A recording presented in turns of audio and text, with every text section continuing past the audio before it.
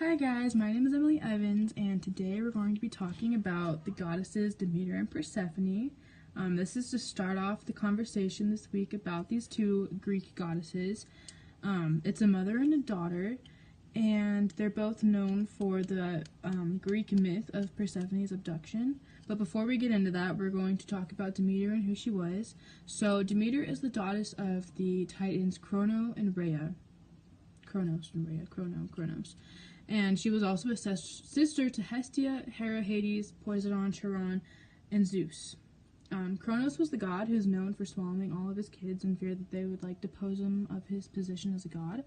And eventually, he was convinced to disgorge them, and they all eventually ended up fighting back the Titans and defeated them. And this is when they all became their own gods and goddesses. This is when Demeter became her own goddess, and she became the goddess of agriculture, fertility, and harvest. She also provided over sacred law and the cycle of life and death. Her name indicates that she is a mother, a grain goddess, the goddess of health and birth and marriage. Her symbols became the swine, the cornucopia, and torches and wheat. She was loved by humans for her production of grains and other various produce. She was basically the reason back then why the earth was being fed food and why people were eating food. She was the making of all of that. She was never married, but she did have multiple consorts, which was also known as husbands or partners, but she never married them. So they're really just lovers.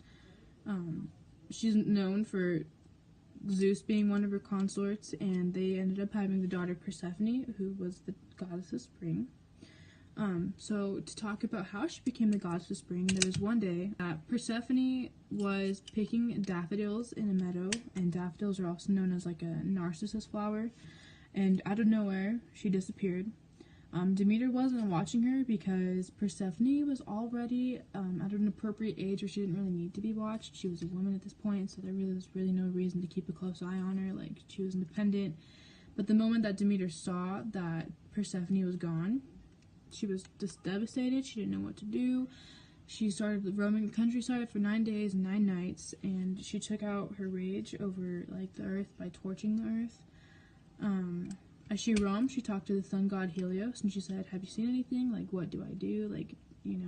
And he said that Zeus made a deal with Hades and gave Persephone to Hades, who had taken her to the underworld. Demeter's rage reverted to sorrow, and then came depression, and she became so depressed that she was not able to produce anything for the earth. She didn't produce grain, she didn't produce food, or any of that, and so a lot of people started to go hungry, and famine was about to strike.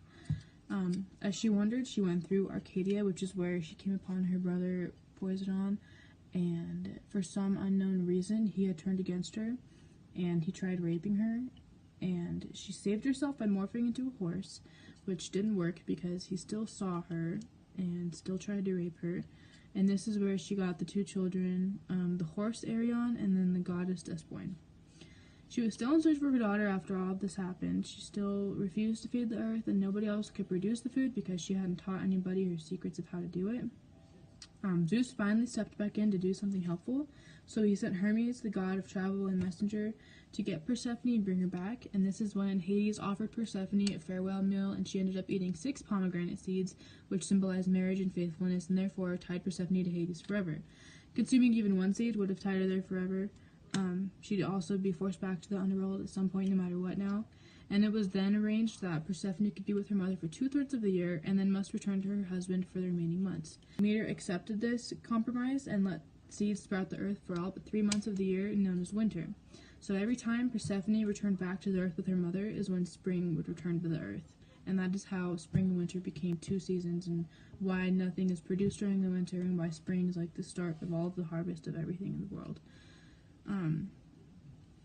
So following that story, we also see that Demeter was a woman who was very depressed and went through a lot, but she also learned how to forgive and forget. They're also known for Eleusinian mysteries, and these were festivals that were held every 5 years.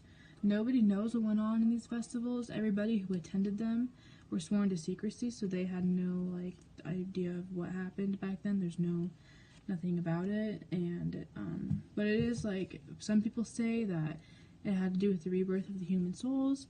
That might have been focusing on Persephone's ascent each year from the underworld. Her other known places of cults are in Attica, Crete, Macedonia, Sicily, and a lot of more places. So thank you for watching, and if you're ever picking flowers, look out for daffodils or you might end up stuck in the underworld.